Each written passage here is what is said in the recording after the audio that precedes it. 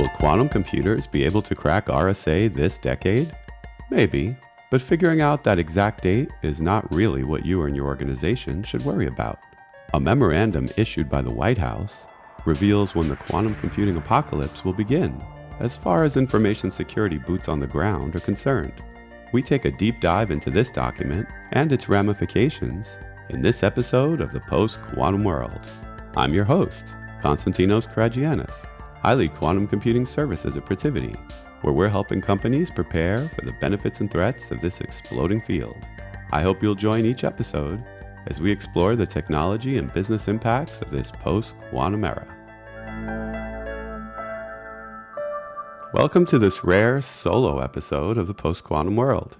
Since starting about 2 years ago, we've done 45 interviews with guests who've brought us direct insight into areas of the industry they're involved in. Occasionally, I've wanted to go deep into topics that didn't quite match up with a particular guest. This episode covers a topic where I probably could never have someone close to the source material. I think Joe Biden and his team might have better things to do. Why am I mentioning the president?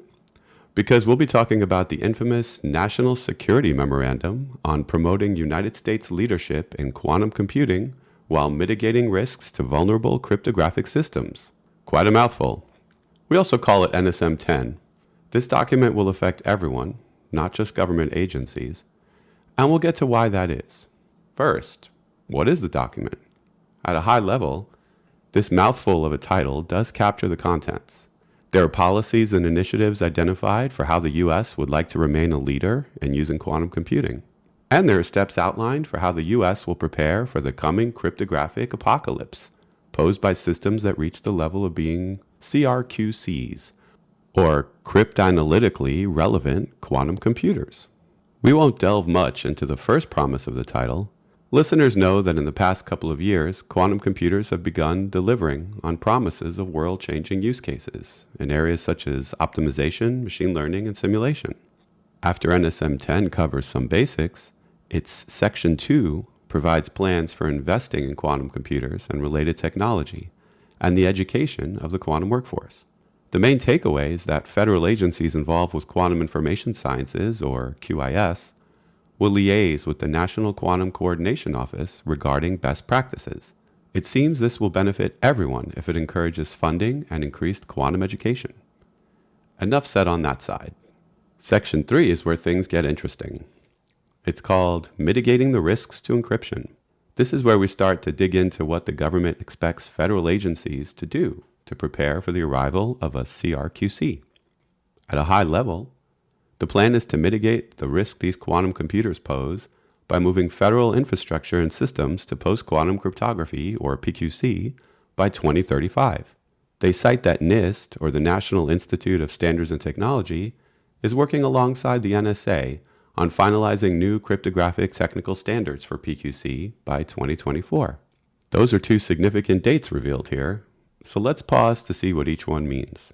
2024 is going to be a significant year for post-quantum cryptography.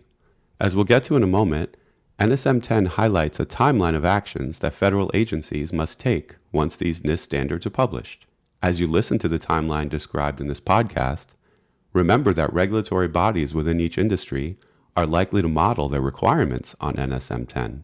The government is being proactive here, and we have to believe a lot of time and money went into the provided recommendations and requirements. Regulators are likely to take advantage of this heavy lift that has already occurred. What follows here may contain the same milestones your organization will have to meet in the private sector. At the very least, you can expect them to be similar.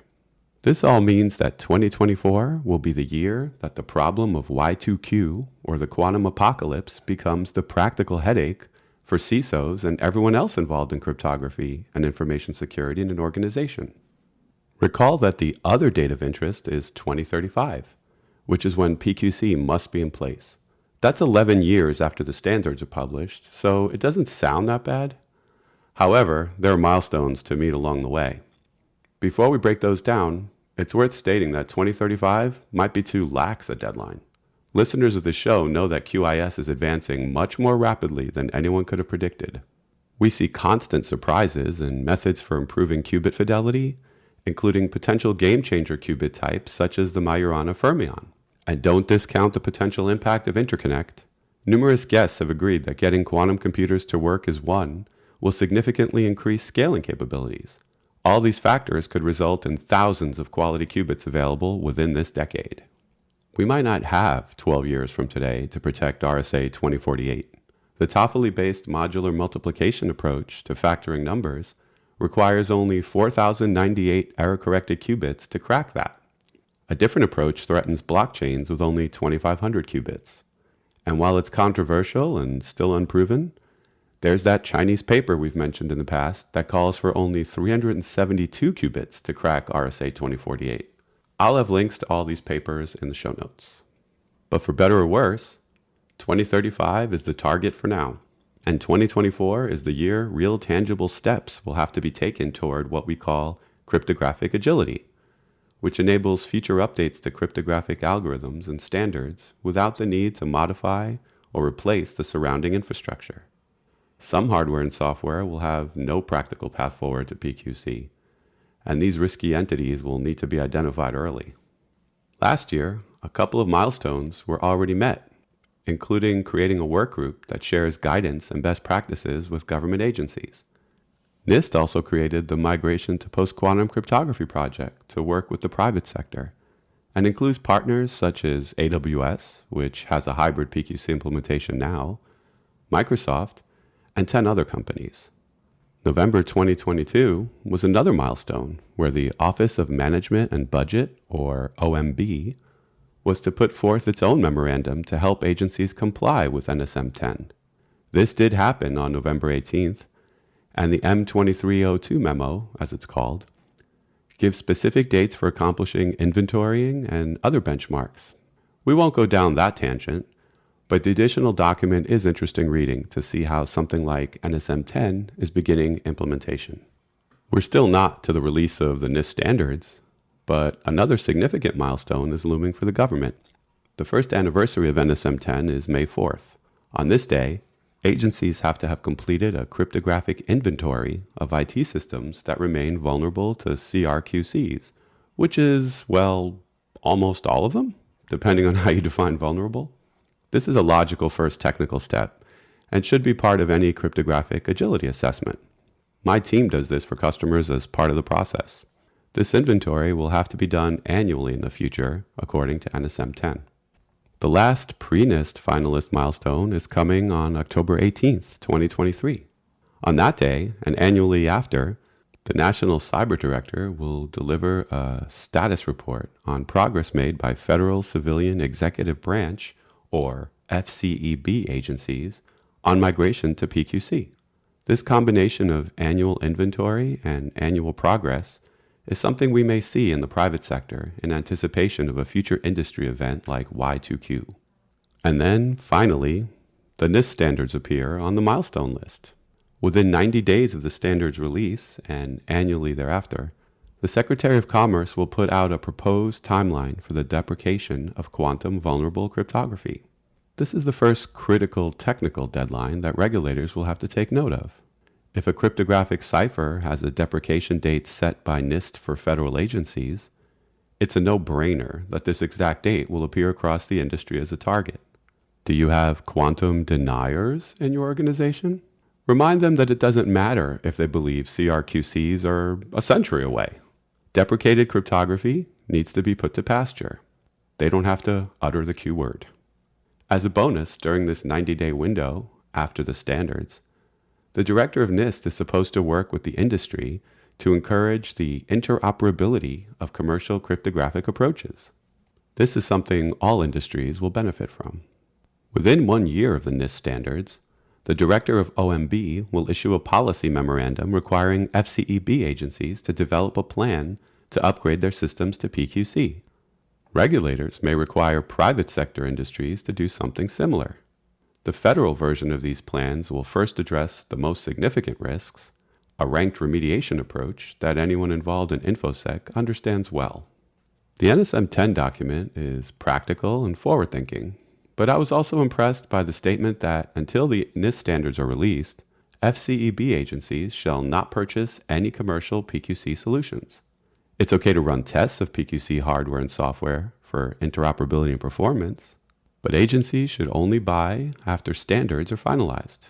Many PQC vendors claim to support all the NIST finalists with an approach of removing ciphers as they are dropped as contenders. For example, deleting Psych after its side channel attack vulnerability. But the government is being extra cautious here.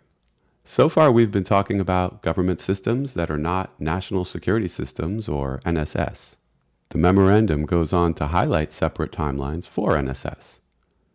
The only thing worth noting on this particular timeline is that on December 31st, 2023, agencies will have to add symmetric key protections to add an additional layer of armor to quantum vulnerable key exchanges. Examples include High Assurance Internet Protocol Encryptor, HAIPE, exclusion keys, or VPN symmetric key solutions. After NIST publishes its standards, ironically, the agencies will have many more options for buying because of the ban I just mentioned. However, adding symmetric key protections is still a helpful, robust approach. One final observation is that on the same date of December 23, 2023, the Secretary of Defense will deliver an assessment of the risks of quantum computing to defense and will also include a plan to work with what the department calls key commercial entities to upgrade their systems for PQC. We don't know what companies may be included in these commercial entities, maybe yours, but their involvement greatly increases the potential for trickle-down requirements appearing in the private sector. This all points to what I said earlier. By 2024, crypto agility and post-quantum cryptography will become everyone's problem. Let the apocalypse era begin. In all seriousness, when going to PQC becomes everyone's problem, it becomes a path to everyone's salvation. That does it for this episode. Thanks to the White House for taking concrete steps toward our PQC future. And thank you for listening. If you enjoyed the show, please subscribe to Protivity's The Post-Quantum World, and maybe leave a review to help others find us.